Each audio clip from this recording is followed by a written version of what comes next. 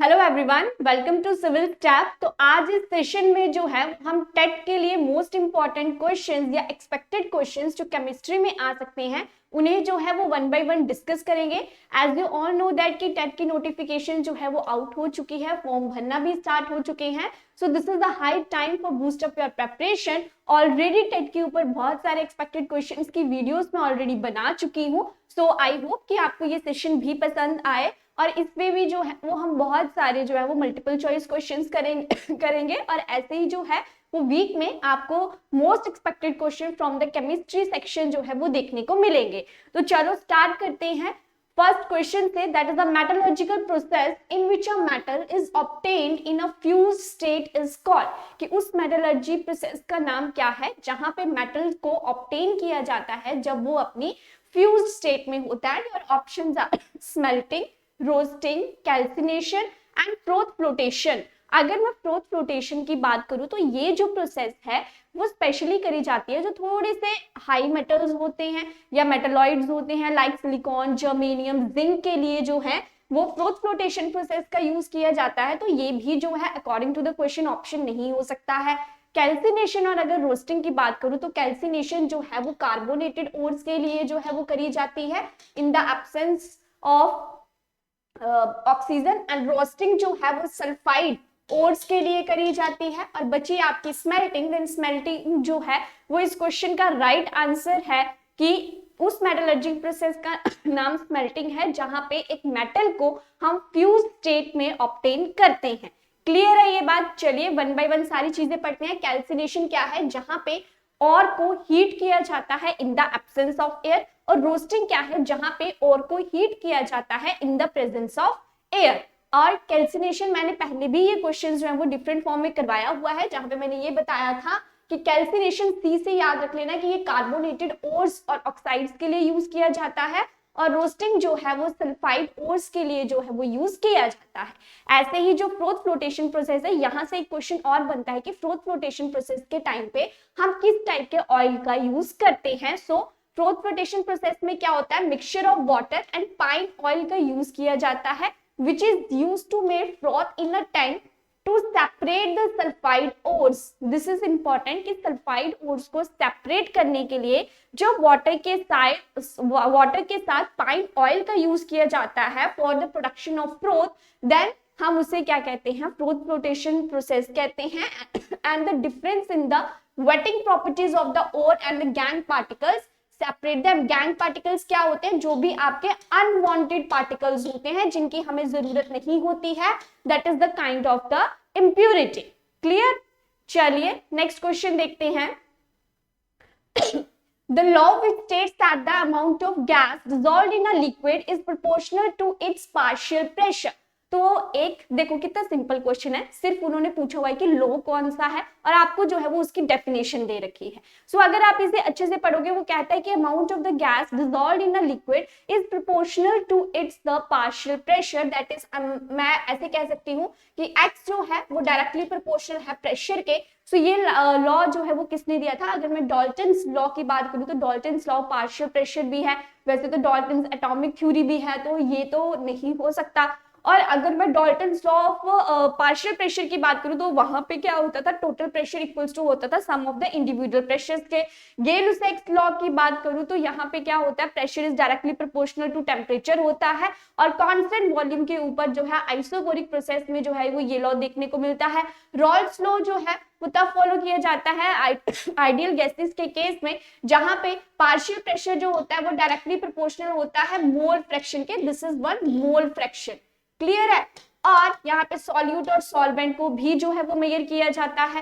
Last बचा आपका Henry's law. So the right answer of this question is that is option C कि जहां पे हेनरीज लॉ ने हमें ये बताया था कि हम जितने अमाउंट ऑफ गैस डिसॉल्व करते हैं वो हम पर्टिकुलर प्रेशर के ऊपर जो है वो चीजें डिपेंड करती हैं। और अगर मैं हेनरीज लॉ की एप्लीकेशन की बात करूं तो यहाँ पे जो भी आपकी सॉफ्ट ड्रिंक्स की बॉटल को सील किया जाता है वो भी हेनरीज लॉ के ऊपर किया जाता है। आर्टिफिशियल ऑक्सीजन सिलेंडर में जब ऑक्सीजन और हीलियम को मिक्स किया जाता है आपस में तो वहां पे भी हेनरीज लॉ यूज किया जाता है।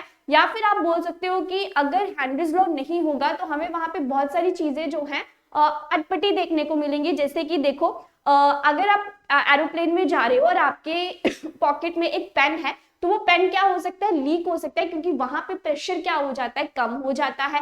ऐसे ही हेनरीज लॉ के ऊपर अगर एक और एग्जांपल की बात करूं, तो अगर आप जैसे जैसे हाइट पे जाते हो तो वहां पे क्या होता है, प्रेशर कम होता है, तो वहां पे ऑक्सीजन जो है वो प्रॉपर्ली डिसॉल्व नहीं होती है, and due to the lack of the oxygen हमें वहां पे जो है वो सफोकेशन फील होती है। So these are all the examples and the applications of the Henry's law, जिसने ये कहा था that the amount of gas dissolved in a liquid is directly proportional to its partial pressure. Clear है ये चीज? चलिए नेक्स्ट एक बार अच्छे से और रीड कर लेते हैं कि डाल्टन्स ने क्या कहा था। जैसे मैंने पहले कहा कि टोटल प्रेशर क्या होगा, sum of the individual pressure के इक्वल होगा। गेल-लुसाक्स लॉ जो है वो pressure is directly proportional to temperature होगा। कांस्टेंट वॉल्यूम के ऊपर जो है वो ये चीजें देखने को मिलेंगी। यहाँ पे क्या होगा, जैसे आप टेम्परेचर को डिक्रीज करोगे प्रेशर भी क्या हो जाएगा, आपका डिक्रीज हो जाएगा। और रॉल्स लॉ कहता है कि पार्शियल प्रेशर जो है वो डायरेक्टली प्रोपोर्शनल होता है किसके, मोल फ्रैक्शन के। Clear? So this is all about this. Now the next question is very easy question. The gas present in the stratosphere which filters out some of the sun's UV light and provides an effective shield against radiation damage to living thing is, and the options are helium, ozone, oxygen and methane. तो देखो stratosphere है ना, जिसे आप हिंदी में समताप मंडल कहते हो, तो यहाँ पे कौन सी लेयर जो है वो आपको इन गैसेस में से देखने को मिलती है, so that is the ozone. और आपको पता है कि ओजोन जो है वो हमें सन की यूवी रेडिएशन से क्या करती है, एक इफेक्टिव शील्ड को जो है वो प्रोवाइड करती है। और इससे जो क्वेश्चन वो बन सकता है कि स्ट्रेटोस्फीयर में क्या होते हैं, जेट प्लेन्स जो उड़ते हैं, आपके जितने भी एरोप्लेन्स, फाइटर प्लेन्स जो हैं वो आसमान में उड़ते हुए दिखाई देते हैं, वो कौन सी लेयर में जो है वो फ्लाई करते हैं, that is the stratosphere. Clear है? So the right answer of this question is that is option B, ozone layer. Next question, the heat required to raise the temperature of a body by 1 Kelvin. अब देखो यहाँ पे बोला है कि 1 Kelvin है। Kelvin का मतलब क्या है, टेम्परेचर है। तो उस हीट को क्या बोलते हैं, जब हमने किसी भी बॉडी के टेम्परेचर को जो है वो 1 Kelvin से इंक्रीज करना हो, तो ऑप्शंस हैं specific heat, thermal capacity, water equivalent या फिर नन ऑफ द अबव। अब देखो केल्विन है, तो केल्विन किसके यूनिट्स होते हैं, टेम्परेचर के। टेम्परेचर किससे डील करेगा यहाँ पे, थर्मल कैपेसिटी से। So the right answer of this question is that is option B, कि जब हमने किसी भी बॉडी के टेम्परेचर को 1 केल्विन से इंक्रीज करना है, तब हम उस हीट को क्या कहते हैं, थर्मल कैपेसिटी कहते हैं। क्लियर? और ऐसे ही अगर मैं बात करूं स्पेसिफिक हीट कैपेसिटी की, तो ये क्या होता है, it is a capacity of a substance is the amount of energy required to raise the temperature of 1 kilogram of the substance by 1 degree Celsius. This one is important. वहां पे 1 Kelvin था, यहाँ पे क्या है 1 degree Celsius. You just have to remember this formula, क्योंकि हो सकता है कि पेपर में कभी वो फॉर्मूला भी पूछ सकते हैं। और water equivalent क्या था, the amount of water required to consume the same amount of the heat as a substance consumed for 1 degree rise in the temperature is known as the water equivalent, and it is also equivalent to the product of the mass of the substance and its specific heat. Clear है इतनी सी बात? चलिए next देखते हैं। The most abundant rare gas in the atmosphere is, कौन सी rare gas है जो atmosphere में जो है वो सबसे ज्यादा अबंडेंस फॉर्म में जो है वो पाई जाती है, हीलियम, नियॉन, आर्गन या जीनन। अब देखो यहाँ पे क्या हो सकता है, नियॉन का अगर मैं बात करूँ तो फ्लैश लाइट, ट्यूब लाइट्स में जो है वो इसका यूज देखने को मिलता है। हीलियम की अगर मैं बात करूँ तो ऑक्सीजन सिलेंडर में ऑक्सीजन के साथ मिक्स होने पर as a artificial oxygen cylinder में जो है हम इसे यूज करते हैं। आर्गन जो है वो एक बहुत अच्छी इनर्ट गैस है जिसका वेल्डिंग पर्पसेस के लिए यूज किया जाता है। Xenon is what? This is known as the strange gas. इसे जो है वो स्ट्रेंजर गैस भी कहते हैं, क्योंकि ये ही एक ऐसी गैस है पूरे के पूरे नोबल गैस पीरियड में, नोबल गैस ग्रुप में, जो थोड़ा बहुत जो है वो चीजों के साथ रिएक्ट कर जाती है। That is why it is known as the stranger gas. और अगर मैं बात करूं कि हमारी अर्थ के ऊपर या हमारे एटमॉस्फेयर में जो रेयर गैस सबसे ज्यादा एबंडेंस फॉर्म में पाई जाती है, तो वो है argon. Argon is the right answer for this question, जिसमें नाइट्रोजन आपकी 78% है, ऑक्सीजन 20.95%, दैट इज अप्रोक्सीमेट 21% है। आर्गन जो है वो 0.93% है, और बाकी जितनी भी गैसेज हैं वो जो है इससे कम अमाउंट में पाई जाती है। जैसे अगर मैं कार्बन डाइऑक्साइड की बात करूं तो उसकी परसेंटेज कंपोजिशन कितनी है, 0.03% जो है वो हमें एटमॉस्फेयर में देखने को मिलती है। क्लियर। चलिए नेक्स्ट क्वेश्चन है, the lustre of a metal is due to, कि जो भी आपकी धातुएं हैं वो चमकती हैं, वो किस वजह से चमकती हैं, due to its high density, its high polishing, its chemical inertness, या फिर presence of the free electrons. अब देखो मेटल्स होते हैं, मेटल्स क्या होते हैं, जो सबसे पहले तो वो लस्टर शो करते हैं कि चमकते हैं, देन सोनोरस होते हैं कि मतलब जब भी आप उन्हें किसी चीज से टकराएंगे तो वो आवाज प्रोड्यूस करेंगे, मैलेबल होते हैं, मैलेबल का मतलब क्या है कि हम उन्हें जो है वो शीट्स में ड्रॉ कर सकते हैं, देन डक्टाइल होते हैं, डक्टाइल का मतलब क्या होता है कि उन्हें हम वायर्स में जो है वो कन्वर्ट कर सकते हैं, गुड कंडक्टर ऑफ इलेक्ट्रिसिटी होते हैं, कलरफुल होते हैं, ये सब चीजें जो है वो हमें मेटल्स के केस में देखने को मिलती हैं। क्लियर। अगर मैं सबसे अच्छे मैलेबल मेटल की बात करूं तो हमारे पास गोल्ड, सिल्वर, ये सब चीजें जो है वो देखने को मिलती हैं। ऐसे ही डक्टिलिटी भी इनमें देखने को मिलती है।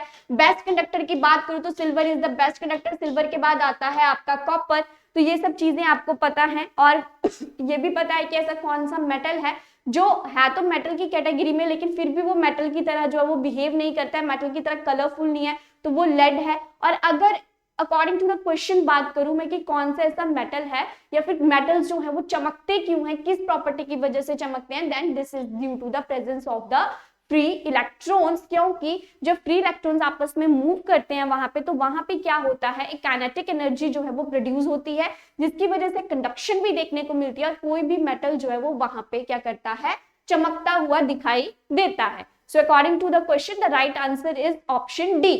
क्लियर। नेक्स्ट क्वेश्चन है, the material which can be deform permanently by heat and pressure is called a.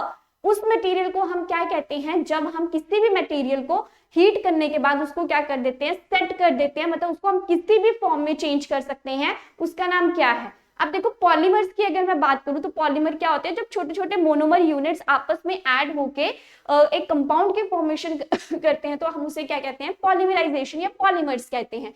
Chemical compound तो क्या, केमिस्ट्री में जितने भी आप एलिमेंट्स को मिक्स करके एक प्रॉपर प्रोपोर्शन में उनको ऐड करोगे तो केमिकल कंपाउंड की फॉर्मेशन देखने को मिलेगी। अब बचे ये दो ऑप्शन की, इनमें से जो है वो कौन सा ऑप्शन हो सकता है, एक है थर्मोप्लास्टिक, एक है थर्मोसेटिक। और हमें क्वेश्चन में बोला गया है कि उस मटेरियल को हम क्या कहते हैं, which can be deformed permanently by heat and pressure. So the right answer is option B कि हम उसे क्या कहते हैं, थर्मोसेटिंग प्लास्टिक जो है वो कहते हैं। अगर मैं डिफरेंस की बात करूं तो देखो थर्मोसेटिंग क्या है, इसको हम सॉफ्ट नहीं कर सकते हैं हीटिंग के ऊपर, अगर एक बार सेट होगी तो फिर हो गई। और थर्मोप्लास्टिक का मतलब क्या है, soft on heating, long chain linears है, यहाँ पे 3D स्ट्रक्चर है, यहाँ पे एडिशन पॉलीमराइजेशन देखने को मिलती है, यहाँ पे condensation. This one is important, यहाँ से जो है वो क्वेश्चन बन सकता है।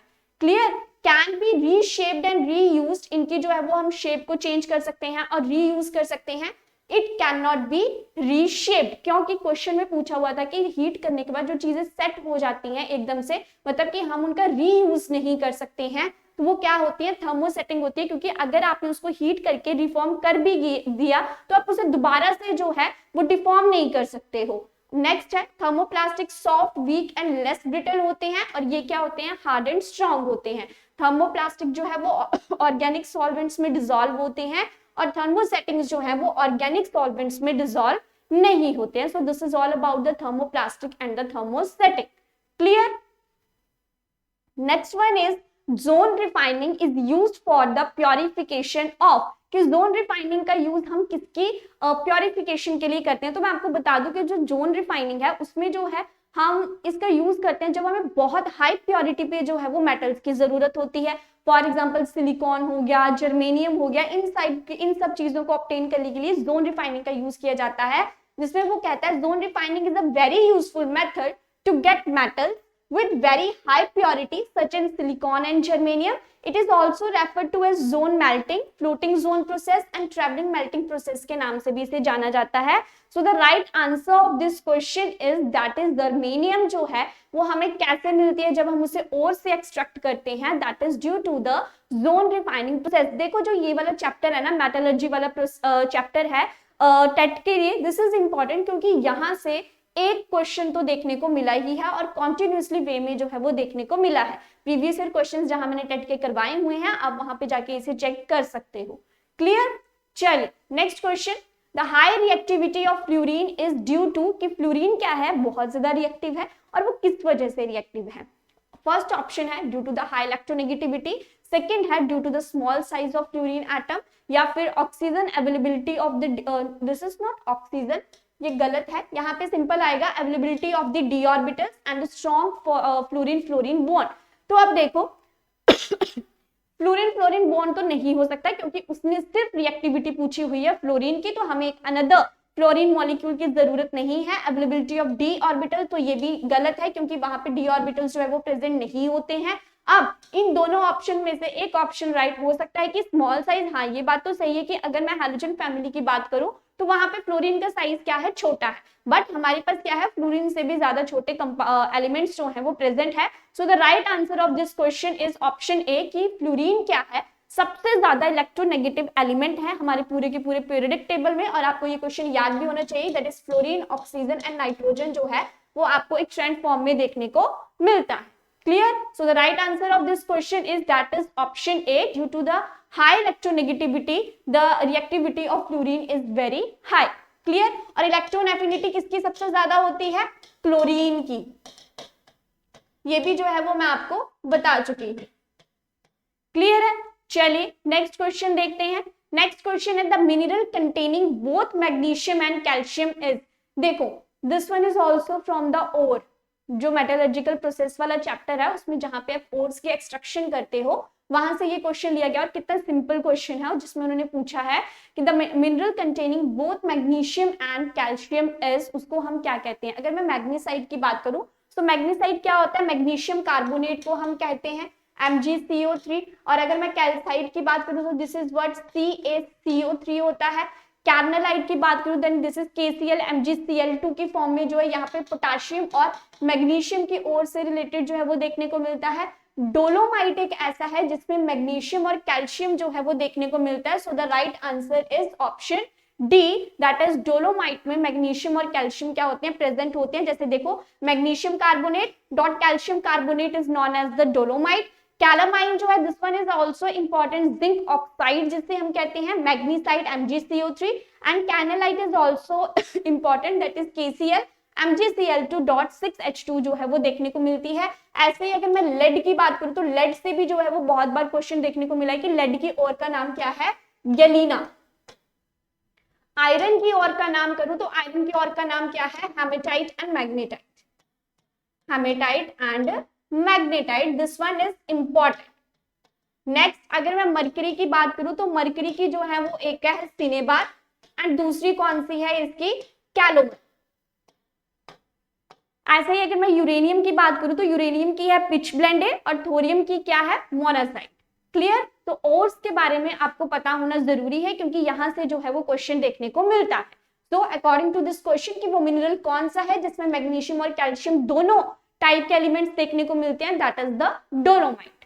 चलिए नेक्स्ट क्वेश्चन है the organic reaction represented by the equation, equation थी आपकी CH3CHO दैट इज एसिटाइल्डिहाइड को जब आप H2NOH के साथ रिएक्ट करते हो तो आपके पास जो है CH3CHNH और water with the evolution of water जो है वो देखने को मिलता है। तो ये किस टाइप की रिएक्शन है, it is the addition reaction, condensation reaction, oxidation reaction या फिर एलिमिनेशन रिएक्शन। तो देखो एलिमिनेट तो यहाँ पे कुछ भी नहीं हो रहा है और ना ही ये एक एडिशन रिएक्शन है। सो दिस इज व्हाट, देखो एडिशन रिएक्शन में क्या होता है ना, वहां पे जब आप किसी दो चीज को रिएक्ट करते हो तो वहां पे एक प्रोडक्ट की फॉर्मेशन जो है वो देखने को मिलती है, ऑक्सीडेशन भी यहाँ पे जो है वो नहीं देखने को मिल रही है। This is the condensation process, क्योंकि कंडेंसेशन में क्या होता है, जब आप दो रिएक्टेंट्स को आपस में मिक्स करते हो और आपके पास जो प्रोडक्ट फॉर्म हो रहा है that is produced with the evolution of some chemical compound या with the evolution of some gas या with the evolution of some extra product like water, then this is known as the condensation reaction. So according to the question the right answer is option B, कि जहां पे भी आपको ऐसे कोई भी चीज एक्स्ट्रा एवोल्यूट होती दिखाई देती है उसे हम क्या कहते हैं, कंडेंसेशन रिएक्शन कहते हैं। और पॉलीमर वाले चैप्टर से जो है वो ये क्वेश्चन लिया गया। क्लियर? चलिए नेक्स्ट क्वेश्चन है the isomerism which exist between CH3CHCl2 and CH2Cl.CH2Cl is, देखो मॉलिक्यूलर फॉर्मूला सेम है, सिर्फ लिखा डिफरेंट तरीके से है, तो इस टाइप के कंपाउंड्स को हम क्या कहते हैं, आइसोमर्स। की मॉलिक्यूलर फॉर्मूला वही रहेगा, बस हम क्या करेंगे उसकी पोजीशन में या उसके फंक्शनल ग्रुप में या उसके अगर वाटर कंपाउंड्स लगे उन्हें लिखने में हम जो है वो डिफरेंस क्रिएट कर देंगे। तो आपके पास ऑप्शंस हैं chain isomerism, functional group isomerism, positional isomerism या फिर मेटामेरिज्म। तो देखो ध्यान से ये क्या हो सकता है, so this is what, this is positional isomers, क्योंकि हमने सिर्फ पोजीशन में चेंज किया है, चेन यहाँ पे थी नहीं क्योंकि चेन में तो कोई कन्वर्जन हुआ ही नहीं, फंक्शनल ग्रुप यहाँ पे कोई प्रेजेंट था नहीं, मेटामेरिज्म यहाँ पे देखने को नहीं मिली है। So the right answer is option C, कि सिर्फ पोजीशन, सिर्फ लिखने में जो है वो हमने पोजीशंस को चेंज किया है। So this is belongs to the positional isomerism. So the right answer is option C. Clear. Next है the formula C6H5 C double bond O CH3 represents. ये formula, this is very easy question, मतलब मुझे नहीं लगता कि इससे आसान question कोई हो सकता है। डायरेक्ट जो है वो पूछा हुआ है कि इसका नाम क्या है। सो बताओ, एसीटोन है, एसिटिक एसिड है, एसिटोफिनोन है या फिर फिनाइल एसीटेट है। तो एसीटोन क्या होता है, CH3 C double bond O CH3 is known as the acetone, that is the propanol. Acetic acid क्या होता है, CH3 COH। अब बचे लास्ट के दो ऑप्शन, तो देखो इसमें क्या लगा हुआ है, C6H5CO CH3। So the right answer is option C, that is acetophenone जो है वो इसे कहा जाता है। क्लियर। नेक्स्ट क्वेश्चन है द इनर्ट गैसेस आर, कि जितनी भी आपकी जीरो ग्रुप गैसेस हैं या फिर नोबल फैमिली से गैसेस बिलोंग करती हैं, helium, neon, argon, krypton, xenon, radon, वो क्या होती हैं, पानी में स्प्रेंगली सॉल्यूबल है, इनसॉल्यूबल है, सॉल्यूबल है या none of these in water, क्या इसमें से पानी में कोई भी सॉल्यूबल नहीं होता है। इस टाइप का क्वेश्चन जो है वो पहले भी प्रीवियस ईयर क्वेश्चंस में जो है वो देखने को मिला है, और वो इनर्ट गैस नहीं, वो किसी और ग्रुप, आई थिंक ग्रुप 16 या 17 की सॉल्युबिलिटी के बारे में जो है वो उससे पूछा गया था। सो बताओ, इनर्ट गैसेस जो हैं वो स्प्रेंगली सॉल्युबल होती हैं, इनसॉल्युबल होती हैं या फिर सॉल्युबल होती हैं। सो the right answer is option A, कि वो क्या होती है, बहुत ही पार्शियली सॉल्युबल इन नेचर होती है, क्योंकि इनर्ट का मतलब क्या है कि वो किसी के साथ भी रिएक्ट नहीं होती हैं। क्लियर। चलिए, this one is easy, direct question था, कोई इसमें कैलकुलेशन वाला पार्ट जो है वो कुछ भी नहीं था। क्लियर। चलिए नेक्स्ट क्वेश्चन देखते हैं। कार्बन डाइऑक्साइड इज, इसमें से कार्बन डाइऑक्साइड क्या है, एक रिड्यूसिंग एजेंट है, एक डिहाइड्रेटिंग एजेंट है, ब्लीचिंग एजेंट है या फिर एक ऑक्सीडाइजिंग एजेंट है। सो कार्बन डाइऑक्साइड, सबसे पहले तो मुझे ये बताओ कि जो कार्बन डाइऑक्साइड है उसका नेचर क्या होगा, इट इज एसिडिक और basic. So you have to know this कि कार्बन डाइऑक्साइड आपकी क्या होती है, एसिडिक की नेचर होती है। क्यों, क्योंकि कार्बन आपका क्या है, नॉन मेटल है, और जब भी नॉन मेटल ऑक्साइड्स या हाइड्रोक्साइड्स की फॉर्मेशन करता है तो एसिड्स बनते हैं, और जब भी मेटल्स जो है वो ऑक्साइड्स और हाइड्रोक्साइड्स की फॉर्मेशन करते हैं तो वहां पे क्या होता है, बेसिक बिहेवियर जो है वो देखने को मिलता है। बेसिसिटी कैरेक्टर जो है इंक्रीज करता है डाउन द ग्रुप। और अगर मैं इसमें और क्वेश्चंस की बात करूं तो कार्बन डाइऑक्साइड का जो स्ट्रक्चर होता है वो कैसा होता है, लीनियर होता है, और बॉन्ड एंगल कितना होता है, 180 डिग्री बॉन्ड एंगल जो है वो देखने को मिलता है। कार्बन डाइऑक्साइड से और रिलेटेड क्वेश्चन क्या हो सकते हैं कि जब आपके पास सॉलिड कार्बन डाइऑक्साइड प्रेजेंट होती है तो हम उसे क्या कहते हैं, ड्राई आइस भी कहते हैं, और ये जो है वो बहुत अच्छा सब्लिमेशन का जो है वो बेस्ट एग्जांपल जो है वो देखने को मिलता है। कार्बन डाइऑक्साइड जो है वो also responsible for the green house effect. तो यहाँ से जो है वो क्वेश्चन देखने को मिल सकते हैं। तो देख लो कार्बन डाइऑक्साइड के ऊपर ही कितने ज्यादा क्वेश्चन जो है वो देखने को मिलते हैं। अब क्वेश्चन ये था कि कार्बन डाइऑक्साइड जो है वो इसमें से क्या है, ऑक्सीडाइजिंग है, ब्लीचिंग एजेंट तो नहीं हो सकता, क्योंकि ब्लीचिंग एजेंट क्या होता है, CaOCl2 को जो है वो ब्लीचिंग एजेंट कहा जाता है, जिसे आप ब्लीचिंग पाउडर भी कहते हैं। This is used for the purification of the water. और अगर क्वेश्चन आ जाता है name the gas which is used to purify the water, then it is the chlorine gas. अब आपके पास ऑप्शंस बचे रिड्यूसिंग, डिहाइड्रेटिंग या ऑक्सीडाइजिंग। तो डिहाइड्रेटिंग भी ये नहीं हो सकता क्योंकि पानी के साथ इसका कोई लेना देना है नहीं है, तो या तो फिर ये एक रिड्यूसिंग एजेंट है या तो ये एक ऑक्सीडाइजिंग एजेंट है। So the right answer is option A, क्योंकि रिड्यूसिंग एजेंट क्या है, जो ऑक्सीडेशन में हेल्प करता है बट खुद रिड्यूस हो जाता है, that is the carbon dioxide. So this is important कि कार्बन डाइऑक्साइड क्या है, आपका रिड्यूसिंग एजेंट है। So the right answer is option A. Clear. चलिए नेक्स्ट क्वेश्चन देखते हैं। The gas that causes suffocation and death when coal or coke is burnt in a closed room, जैसे आपने सुना भी होगा कि बड़े लोग घर पे कहते हैं कि बंद कमरे में कभी भी अंगीठी नहीं जलानी चाहिए। क्यों? क्योंकि वहां पे गैस जो है वो रूम में लॉक हो जाती है और उसकी वजह से सफोकेशन की वजह से डेथ हो सकती है। सो बताओ इसमें से कौन सी गैस जो प्रोड्यूस होती है, मीथेन, इथेन, कार्बन मोनोऑक्साइड या फिर कार्बन डाइऑक्साइड। देखो ये दोनों तो नहीं हो सकती, या तो ये हो सकती है या तो ये हो सकती है। So the right answer is option C, that is the carbon monoxide. As you all know that कि कार्बन मोनोऑक्साइड आपकी क्या है, एक बहुत ज्यादा पॉइजनस गैस जो है वो हमें देखने को मिलती है, क्योंकि हीमोग्लोबिन की टेंडेंसी है कि वो ऑक्सीजन से ज्यादा जो है वो कार्बन मोनोऑक्साइड के साथ जो है वो बॉन्ड जल्दी बना लेता है। सो ये भी पेपर में क्वेश्चन आ चुका हुआ है कि हीमोग्लोबिन की टेंडेंसी किसके साथ बॉन्ड बनाने की सबसे ज्यादा होती है, ऑक्सीजन या कार्बन मोनोऑक्साइड? तो कार्बन मोनोऑक्साइड। अब देखो जब हीमोग्लोबिन जो है वो ऑक्सीजन के साथ बॉन्ड बनाता है तो ये ऑक्सी हीमोग्लोबिन की फॉर्मेशन करता है, which is useful to our body. तभी जो है वो हम सांस ले पा रहे हैं, ब्लड सर्कुलेट हो पा रहा है। पर जैसे ही हीमोग्लोबिन कार्बन मोनोऑक्साइड के साथ रिएक्ट हो जाएगा तो वो जल्दी से एज कंपेयर टू ऑक्सीजन यहाँ पे जो है वो कार्बोक्सी हीमोग्लोबिन की फॉर्मेशन कर देगा, जिसकी वजह से क्या होगा, ब्लड वेसल्स ब्लॉक हो जाएंगे और हमें सांस लेने में दिक्कत होगी and it may cause to the death also, because वहां पे आपको सफोकेशन जो है वो देखने को मिलेगी। सो this is very important question कि जब भी आप कोयले की और कोक को जलाते हो बंद कमरे में तो किस गैस की फॉर्मेशन जो है वो देखने को मिलती है, that is the carbon monoxide. Clear?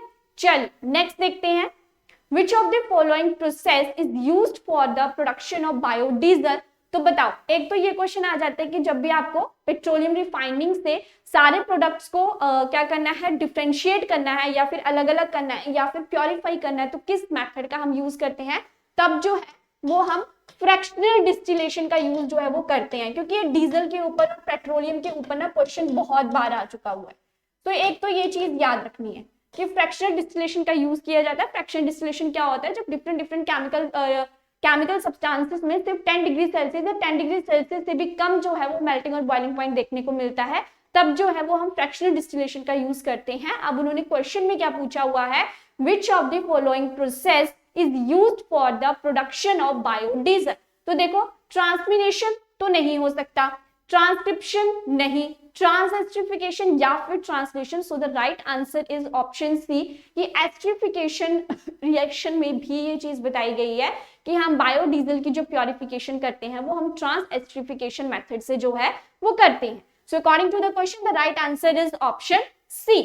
Next है, Toluene is a condensation polymer of ethylene glycol and which acid? This question is nice. ऐसे क्वेश्चन जो है वो पेपर में देखने को मिलते हैं। तो बताओ, ये तो सही बात है, यहाँ से क्वेश्चन ऐसे भी आ सकता है कि टैरोलिन क्या है, एक कंडेंसेशन पॉलीमर है, किन दो चीजों को रिएक्ट करके ये बना हुआ है। दैट इज, एक तो ये चीज याद रखो कि इथाइलिन ग्लाइकोल तो प्रेजेंट है ही है, अब साथ में क्या है, बेंजोइक एसिड है, सैलिसिलिक एसिड है, पैथालिक एसिड है या फिर टेरिपेथालिक एसिड है। देखो पॉलीमर से ना इस टाइप के क्वेश्चंस देखने को मिलते हैं और आपको यहाँ पे थोड़े बहुत रिएक्टेंट्स या मोनोमर यूनिट्स जो है वो याद करने पड़ेंगे, क्योंकि डायरेक्ट क्वेश्चन है, अगर याद नहीं है तो क्या ही तुक्का मार लोगे यहाँ पे। सो देखो राइट आंसर क्या है आपके पास, option D that is the terephthalic acid और इथाइलिन ग्लाइकोल की जब आप पॉलीमराइजेशन करवाते हो तो due to the condensation polymerization वहां पे टेरिलीन की फॉर्मेशन जो है वो देखने को मिलती है। क्लियर? चलिए नेक्स्ट क्वेश्चन है आपके पास, Rutherford scattering experiment prove the presence of, कि जो रदरफोर्ड ने अपना अल्फा स्कैटरिंग एक्सपेरिमेंट किया था वहां से किस चीज की फॉर्मेशन जो है वो हमें देखने को मिलेगी। देखो एटम के बारे में अगर मैं एटॉमिक थ्योरी की बात करूं तो वो किसने दी थी, डाल्टन ने दी थी, फर्स्ट टाइम दी थी 1830 में। इलेक्ट्रॉन्स की डिस्कवरी जो है वो किसने की थी, जे थॉमसन ने की थी by the cathode ray experiment, तो ये चीज भी आपको पता है। क्लियर? न्यूट्रॉन्स की डिस्कवरी जो है वो किसने की थी, जेम्स चैडविक ने की थी। क्लियर? और अब आपका बच्चा न्यूक्लियस, तो न्यूक्लियस की डिस्कवरी जो की थी वो अल्फा रे स्कैटरिंग एक्सपेरिमेंट किया गया था, जिसमें बेरिलियम की शीट के ऊपर जो है वो अल्फा रेज जो है वो फेंकी गई थी, या तो आप बेरिलियम की शीट, बेरिलियम तो सॉरी न्यूट्रॉन्स के केस में यूज किया गया था, न्यूक्लियस के केस में क्या था, गोल्ड फॉइल्स ली गई थी, गोल्ड फॉइल में से क्या हुआ था, अल्फा रेज जो है वो स्ट्राइक करवाई गई थी। तो यहां से हुआ था कि कुछ तो बहुत जल्दी जो है वो डिफ्लेक्ट हो गई थी, कुछ जो है वो स्मॉल एंगल्स पे डिफ्लेक्ट हुई थी और कुछ बिल्कुल वापस आ गई थी और कुछ जो है वो बिल्कुल ही स्ट्रेट चली गई थी। तो जिससे हमें ये पता चला था कि एक एटम के अंदर एक ऐसी चीज प्रेजेंट है जिसका वॉल्यूम निग्लिजिबल है as compare to the total volume of the atom, जिससे हमें ये पता चला था कि अंदर जो चीज प्रेजेंट है उसे हम क्या कहते हैं, न्यूक्लियस कहते हैं। क्लियर, आपने ये मॉडल जो है वो पढ़ा हुआ है +1 में, 10th में जो है ये चीजें अच्छे से एक्सप्लेन करी गई हैं। सो रिमेंबर दिस थिंग कि रदरफोर्ड ने किसकी डिस्कवरी में हेल्प की थी, तो न्यूक्लियस ऑफ एटम की डिस्कवरी जो है वो रदरफोर्ड स्कैटरिंग एक्सपेरिमेंट से जो है वो करी गई थी, जहां पे अल्फा रेज का यूज जो है गोल्ड फॉइल पे स्ट्राइक करवा के किया गया था, जहां पे डिफ्लेक्शन देखने को मिली थी।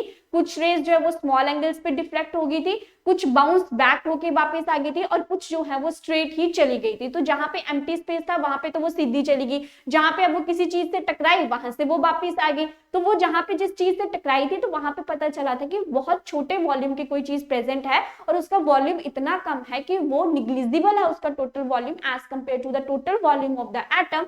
तो वहां से डिस्कवरी हुई थी हमारे पास न्यूक्लियस ऑफ द एटम की। Clear, so the right answer is option D कि न्यूक्लियस की डिस्कवरी जो है वो रदरफोर्ड एक्सपेरिमेंट के द्वारा करी गई थी। Now the last question is which is the element that is in the highest percentage in the composition of the earth। अर्थ में कौन सा एलिमेंट है जो सबसे ज्यादा हाईएस्ट परसेंटेज में पाया जाता है। देखो ध्यान से क्वेश्चन देखना, एलिमेंट पूछा गया है सिलिकॉन, ऑक्सीजन, मैग्नीशियम या फिर iron. So this one is very easy question कि कौन सा जो है वो सबसे ज्यादा देखने को मिलता है। ऑक्सीजन एज द एलिमेंट जो है वो सबसे ज्यादा हमें यहाँ पे देखने को मिलता है। So the right answer is option B कि जो ऑक्सीजन है वो हमारी वो एक ऐसा एलिमेंट है which is in the highest percentage in the composition of the earth. So this is all about the today's session. आज के सेशन में जो है वो हमने इतने ही क्वेश्चन करने थे, फिर मिलते हैं हम नेक्स्ट सेशन में। सो आई होप कि आपको ये सेशन पसंद आया हो। तो आप प्लीज इसे जो है अपने फ्रेंड्स के साथ भी शेयर करना, इससे उन्हें भी हेल्प हो जाएगी। All the best and keep preparation. Thank you so much.